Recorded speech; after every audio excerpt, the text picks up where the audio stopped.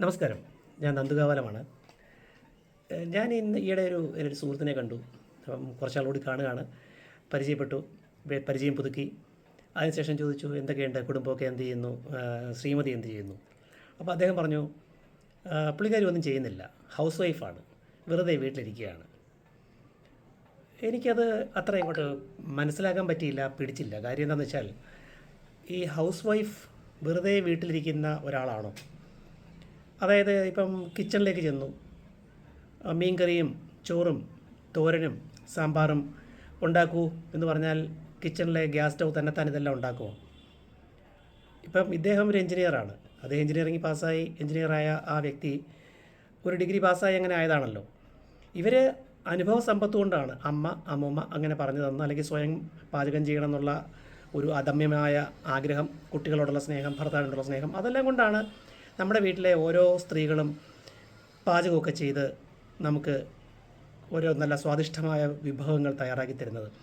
അതൊരു കഴിവ് വേണ്ടാത്ത കാര്യമാണോ? വെറുതെ ഇരിക്കുന്ന ഒരാളെന്നാണോ ഒരു വീട്ടിലുള്ള വനിതയെ പറയേണ്ടത്? അവർക്ക് നമ്മുടെ തുല്യ അവകാശമല്ലേ എന്ന് ഞാൻ അദ്ദേഹത്തോട് ചോദിച്ചു. ആ പുള്ളി പറഞ്ഞ്, ശരിയാണല്ലോ നന്ദു പറഞ്ഞത്, വെറുതെ ഇരിക്കുന്നു എന്ന് പറയാൻ പാടില്ല. കാരണം കുട്ടികളെ ജോലിക്ക് പോകുന്നില്ല എന്നതുകൊണ്ട് വെറുതെ ഇരിക്കുന്നു എന്നർത്ഥമില്ല.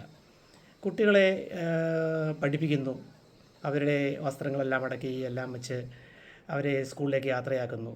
ഞാനിങ്ങനെ രാവിലെ പത്രം വായിച്ച് വൈഫ് ഉണ്ടാക്കി തരുന്നൊരു ചായ കുടിച്ച് സുഖമായിട്ട് കുളിയെല്ലാം കഴിഞ്ഞ് ഈ ഡ്രസ്സെല്ലാം വൈഫ് നനച്ചോളും, ഈ ചായ പാത്രമെല്ലാം വൈഫ് കഴുകിക്കോളും.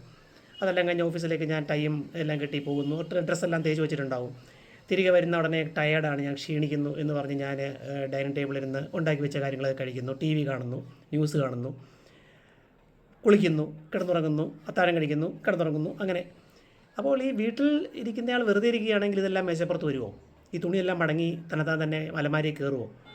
അതുപോലെ ഓരോ കാര്യങ്ങൾ നമ്മൾ ചെയ്യുമ്പോഴും അതിലെല്ലാം തന്നെയും ആ ഒരു വനിതയുടെ ഏകാഗ്രത, ശ്രദ്ധ, കഴിവ്, ടാലൻറ്റ്, ഇത് എക്സ്പീരിയൻസ്, ഇതെല്ലാം ഉള്ളതല്ലേ? ഇനി മുതലെങ്കിലും ആരും പറയരുത് വൈഫ് എന്ത് ചെയ്യുന്നു, ഒന്നും ചെയ്യുന്നില്ല, വീട്ടിലിരിക്കുന്നു, വീട്ടുകാര്യങ്ങൾ നോക്കുന്നു. ചെയ്യുന്നുണ്ട്, ഒരുപാട് കാര്യങ്ങൾ ചെയ്യുന്നുണ്ട്, വിലമതിക്കാനാവാത്ത കാര്യങ്ങൾ. നിങ്ങളോർക്കുക, നിങ്ങളെങ്ങനെ നിങ്ങളായെന്ന് പറയുന്ന പോലെ നിങ്ങൾ ഓരോരുത്തരും നിങ്ങളുടെ കുട്ടികളും എങ്ങനെയാകണം, എങ്ങനെയാകുന്നു, ഇപ്പോഴെന്താണ് എന്നുള്ളതിൻ്റെ പുറകിലുള്ള വലിയൊരു ശക്തിയാണ് നിങ്ങളുടെ വീട്ടിലെ നിങ്ങൾ ഈ തമാശയായി സില്ലിയായി പറയുന്ന വനിത. ഹൗസ് വൈഫ് എന്ന് കണ്ടുപിടിച്ചത് ആരാണോ എന്തോ, വീട്ടമ്മ അല്ലെങ്കിൽ വീട്ടു ഭാര്യ എന്നാണ് ഹൗസ് വൈഫ്. വീട്ടമ്മ എന്ന് പറയില്ല, കാരണം ഹൗസ് മദർ എന്ന് പറയേണ്ടി വരും. She's A home maker. വീട് മാനേജ് ചെയ്ത് പ്രൊഫഷണലായി കൊണ്ടുപോവുക. ഒരു ഷിപ്പ് കടലിൽ കൂടി നേരായ കപ്പൽ ചാനലിൽ കൂടെ പോവുക, ഒരു ട്രെയിൻ റെയിൽവേ പാളത്തിൽ കൂടെ പോവുക, ഒരു ബസ് റോഡിലൂടെ പോവുക, ഒരു കാറ് അപകടങ്ങളുണ്ടാക്കാതെ നേരെ തന്നെ പോവുക, ഒരു വിമാനം പറന്നുയർന്ന് ആകാശത്തിലൂടെ പറന്ന് ലക്ഷ്യസ്ഥാനത്തിലെത്തി ലാൻഡ് ചെയ്യുക.